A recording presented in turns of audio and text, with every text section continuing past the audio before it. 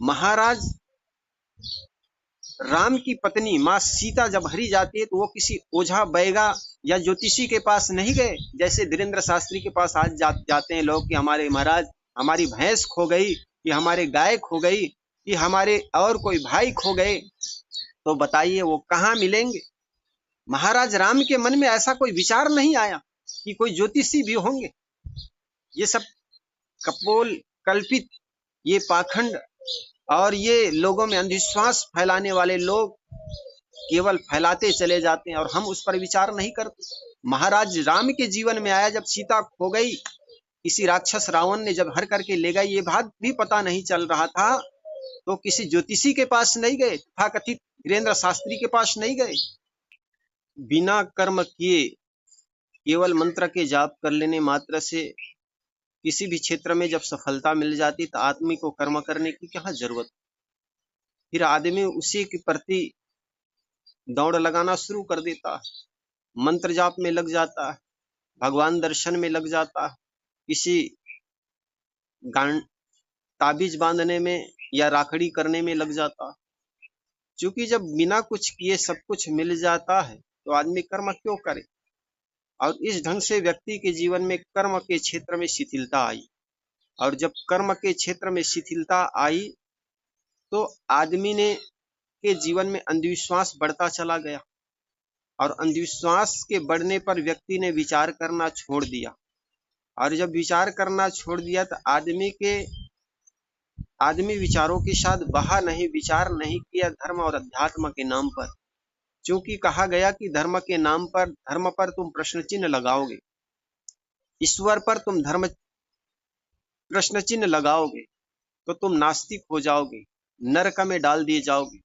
और आदमी ने इस बात को मान लिया और धर्म और अध्यात्म की बात को स्वीकारना शुरू कर दिया, और फिर धर्म की हर बात को बिना तरासे, बिना तौले, बिना विवेक किए उसको आदमी मानता चला जाता है। लेकिन सदगुरु कबीर कहते हैं धर्म की हर बात को केवल अमुक ग्रंथ में लिखा है इसलिए मान मत लो, किसी भी ग्रंथ बात को अमुक महापुरुष कहा है इसलिए मान मत लो, बल्कि विवेक की तराजू में तौल करके देखो। जैसे सदगुरु कबीर ने कहा, बोलने से पहले उसको किए तराजू तौल तब मुख बाहर आन। बोलने के पहले उसको विचार करो, तराजू में, हृदय रूपी तराजू में तौलो, विवेक रूपी तराजू में तौलो। अगर विश्व सत्ता के नियम के तहत घटनाएं घटती है तब तो वह सत्य है, अन्यथा विश्व सत्ता के विपरीत घटना घटती है, विवेक की विपरीत घटना घटती है, बिल्कुल जानिए वो महिमा झूठी है। और अधिकतर चमत्कार झूठे ही होते हैं, अधिकतर क्या पूरे चमत्कार ही झूठे होते हैं। महाराज राम के जीवन में कहीं पर ऐसे नहीं देखे होंगे आप चमत्कार घटा होगा। जब महाराज लक्ष्मण को शक्ति बांध लगा तो हनुमान जी से ये नहीं कहा कि तुम कोई राखड़ी जानते हो तो कर लो, कोई मंत्र जानते हो तो फूंक मारो जिससे मेरा भाई ठीक हो जाए, बल्कि धौलागिरी पर्वत पर जाकर हनुमान जी जड़ी और बूटी ला करके उनके इलाज किए। ये फूका झाड़ा से इलाज नहीं हुआ। इसी प्रकार महाराज के जीवन में कई ऐसी कठिनाइयां आई, उन्होंने सस्ता मार्ग को चुना नहीं, बल्कि उन्होंने अपने कर्मों का फल मान करके स्वीकार कर दिया। जैसे कहा जाता है उनको जिस समय अयोध्या नगरी का राजा बनना था, राजा दशरथ को पहली बार ये आभास हुआ कि उनके कान के बगल के जो बाल है वो पक गए। सुबह के समय जब कांच के सामने खड़ा हुआ और खड़ा होकर के अपने चेहरे को निहार रहा था तो उन्होंने देखा कि कान के ऊपर का जो बाल है पक गया है। उनके मन में तब उस दिन विचार जगा कि वास्तव में अब मैं बूढ़ा हो गया हूँ, अब राजकाज चलाने की क्षमता मुझ में नहीं रह गई है, अब मेरे पुत्र राम बड़ा जो है उसको राजगद्दी दे देनी चाहिए। दौड़े दौड़े अपने गुरु वशिष्ठ के पास गए और हाथ जोड़कर कहने लगा, गुरुदेव अब मैं बूढ़ा हो गया हूँ, मेरे बाल पकने लग गए हैं, मेरे बड़े पुत्र सुपुत्र श्री राम जी है उसको आप राजगद्दी का अभिषेक कर दीजिए, उनको राजगद्दी पर बैठा दें जिससे राज्य का वे संचालन कर सके। ये बात फाइनल हो गई कि कल सुबह महाराज राम का अभिषेक होना है, राज्य अभिषेक होना है।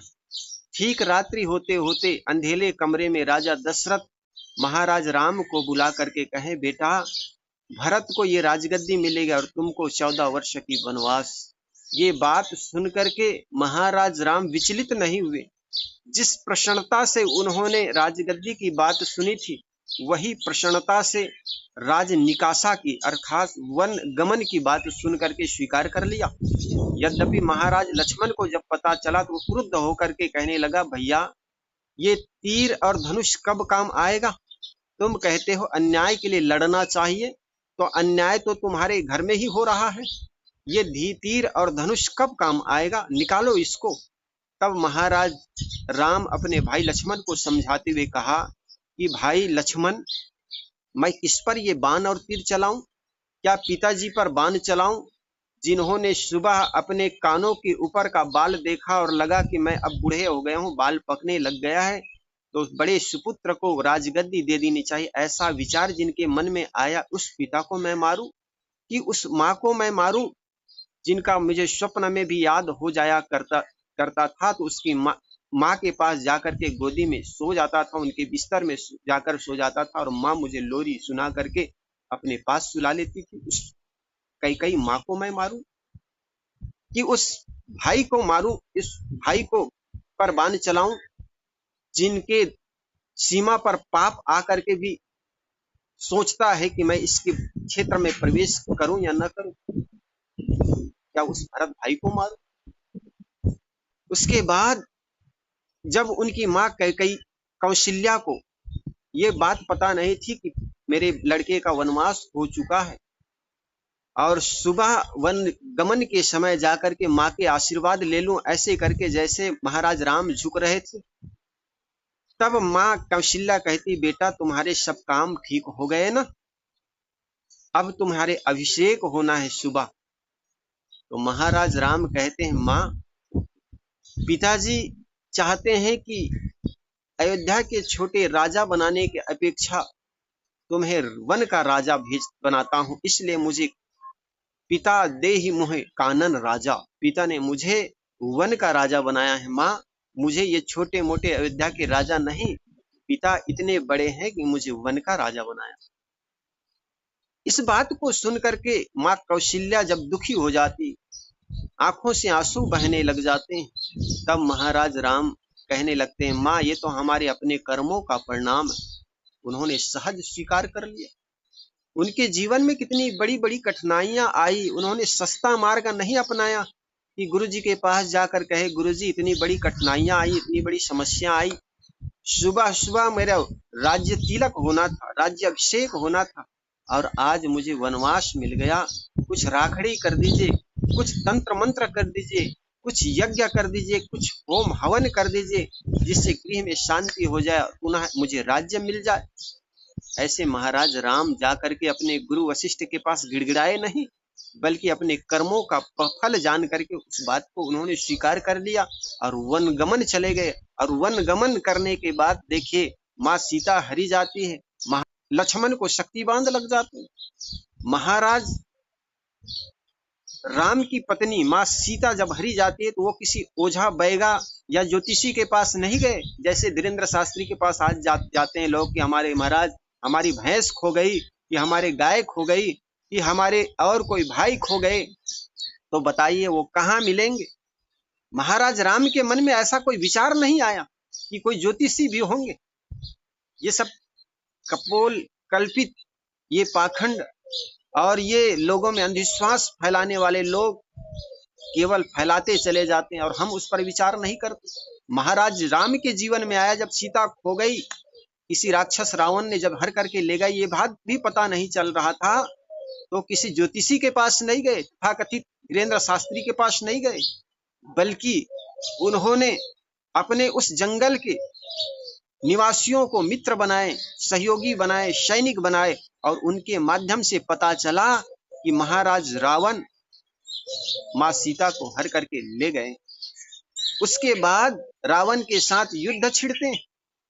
वहां पर भी देखो, जब सागर को लांघना था, लंका और भारत के बीच जो सागर है उसको लांघना था, तो उन्होंने कोई चमत्कार नहीं किया उड़ करके उस पार चले जाए, बल्कि उस पुल में बांध पुल बनाए उस सागर में पुल बनाए और पुल के माध्यम से पार होकर के जाकर के रावण से युद्ध करते। रावण को के साथ युद्ध करते करते देखो, मेघनाथ के साथ जब लक्ष्मण का युद्ध हुआ तो लक्ष्मण को शक्ति बांध लग जाता। जब लक्ष्मण को शक्ति बांध लग गया तो महाराज राम ने ये नहीं कहा कि हनुमान जी कुछ राखड़ी कर दीजिए, कुछ फौका झाड़ा कर दीजिए, मेरे भाई को होश आ जाए, ऐसा नहीं।